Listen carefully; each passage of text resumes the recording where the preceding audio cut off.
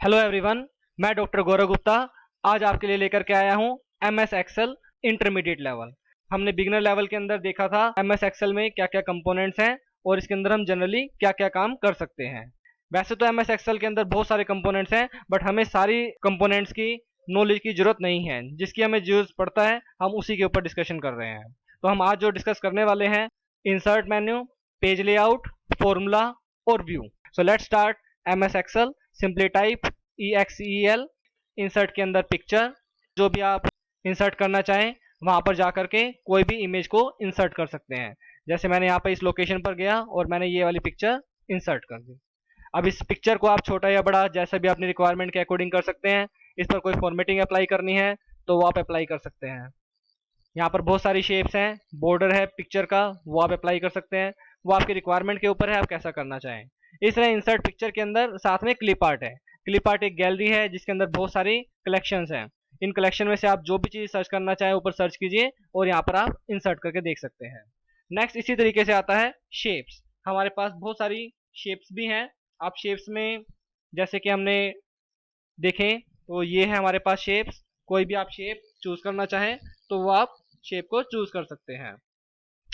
Next इसी तरीके से हमारे पास इंसर्ट के अंदर ही है स्मार्ट आर्ट। स्मार्ट आर्ट के थ्रू भी आप चीजें देख सकते हैं कि जो हमारे पास कुछ इमेजेस, कुछ शेप्स बनी हुई हैं, आप उनको किस तरीके से यूज कर सकते हो। देखिए जैसे कि मैंने ये इंसर्ट कर दिया तो ये यहाँ पर आप किस तरीके से किसी टेक्स्ट को एंटर करके हम यहाँ पर डिस्प्ले कर सकते हैं।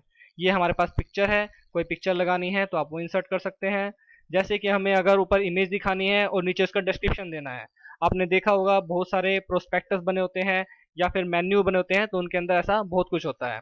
आप सिंपली क्लिक कीजिए and you will get knowledge. So simply picture and after that description.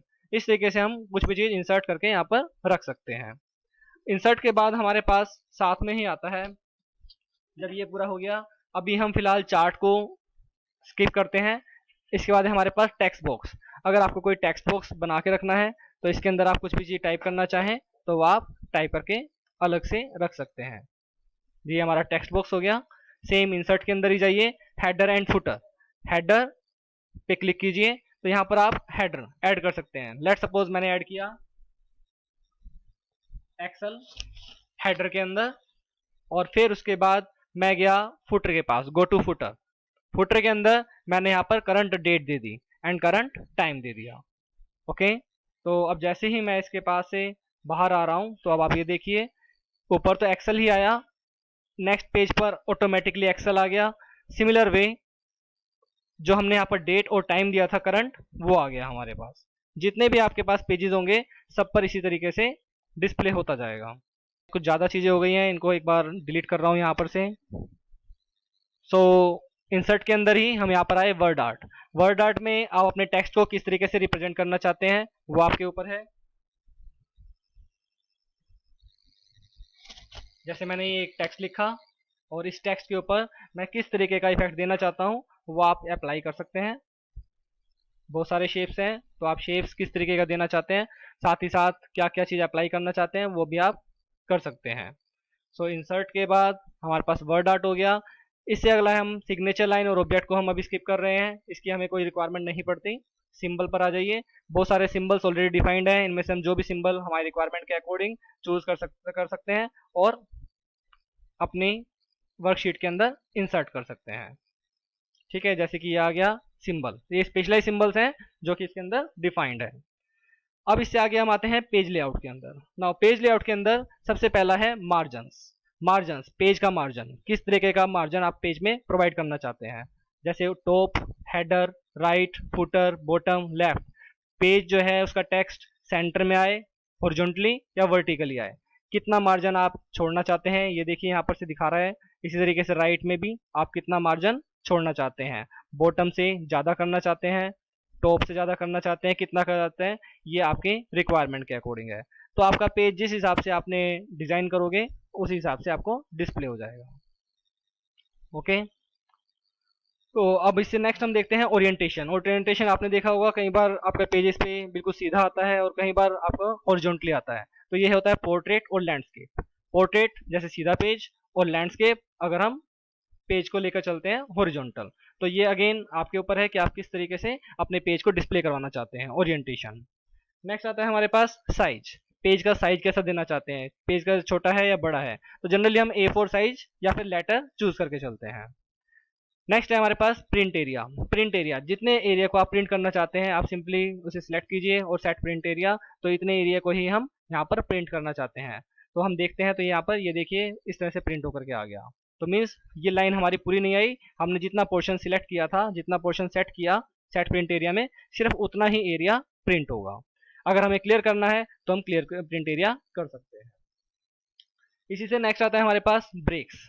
अगर हम कहीं पर पेज ब्रेक देना चाहते हैं, मान लीजिए मैं यहाँ पर पेज ब्रेक देना चाहता हूँ, तो मैंने कहा इंसर्ट पेज ब्रेक, तो ये यहाँ पर पेज ब्रेक आ गया। मैं फिर से फाइल में जाता हूँ, प्रिंट प्रीव्यू देखता हूँ, तो ये देखिए ऊपर से टेक्स्ट कट गया।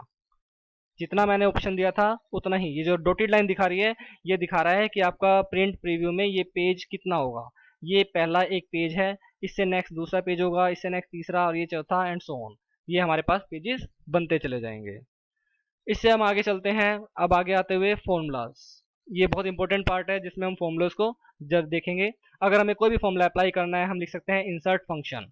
यहाँ पर आपके पास ऑलरेडी फंक्शंस डिफाइंड हैं, जो भी आप फंक्शन चूज करना चाहो वो आप चूज कर सकते हैं। इन फंक्शंस को यूज करने के लिए हम एक दूसरी फाइल खोलते हैं जो मेरे पास ऑलरेडी बनी हुई है, फाइल ओपन, जिसके अंदर मेरे पास कुछ डेटा पड़ा हुआ है।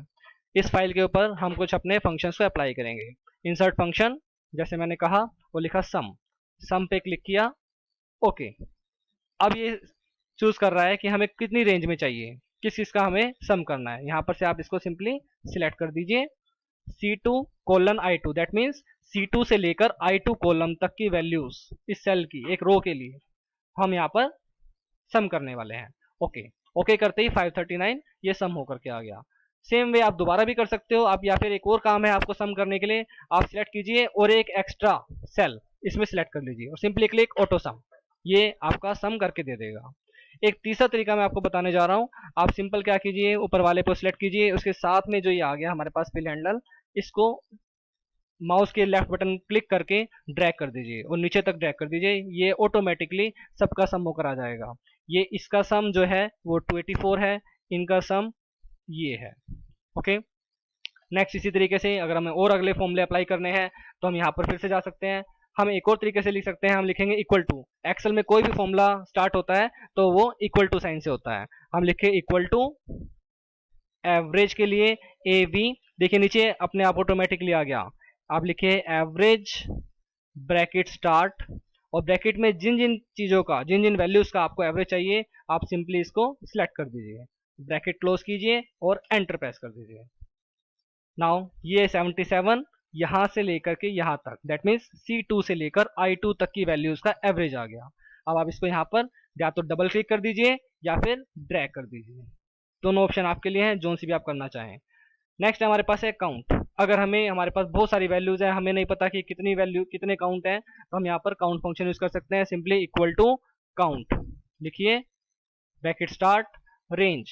जैसे अगर मान लीजिए मैं इन सभी वैल्यूज को देखना चाहूँ कि कितनी कितने हमारे पास सेल्स यूज हो रहे हैं, कितनी वैल्यूज हैं, ब्रैकेट क्लोज, और ये एंटर किया, दैट मीन्स ये हमारे पास 70 वैल्यूज हैं।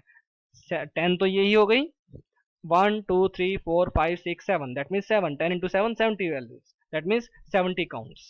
Okay, similar way max equal to, max लिखिए, ब्रैकेट। अब हम देख रहे हैं कि इन सभी वैल्यूज के अंदर मैक्सिमम किसके मार्क्स आए, यहाँ पर क्लिक कीजिए, enter, that means 90 is the highest among all this values for row number 2।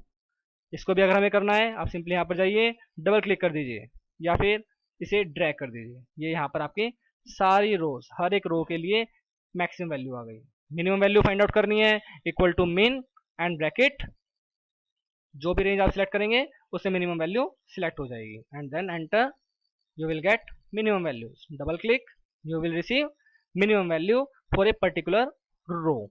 तो ये हमारे पास कुछ जनरल फंक्शंस थे जो हमने यहाँ पर देखे, जो हम अपने MS एक्सेल के अंदर यूज करते हैं। अब हम आगे देखने जा रहे हैं कि हम और इसके अंदर क्या क्या काम कर सकते हैं। नेक्स्ट है हमारे पास व्यू। व्यू के अंदर नॉर्मल, अगर आपको नॉर्मल लुक देखनी है पेज की, पेज लेआउट, अगर अलग अलग पेजेस को लेआउट वे में देखना चाहते हो कि एक पेज में क्या आया, दूसरे पेज में क्या आया। एक हमारे पास नेक्स्ट आता है पेज ब्रेक प्रीव्यू। ये बहुत इंपॉर्टेंट चीज़ है। अगर हमें अपने पेज को छोटा या बड़ा करना है प्रिंटिंग में तो हम वो दिखा सकते हैं। कई बार हमें प्रिंटिंग एक ही पेज के अंदर ज़्यादा वैल्यूज चाहिए होती हैं, तो हम सिंपली इसको ड्रैग कर देते हैं और देखिए पहले पेज 2 पेज के अंदर आ रहा था और अब ये पेज 1 के अंदर आ जाएगा।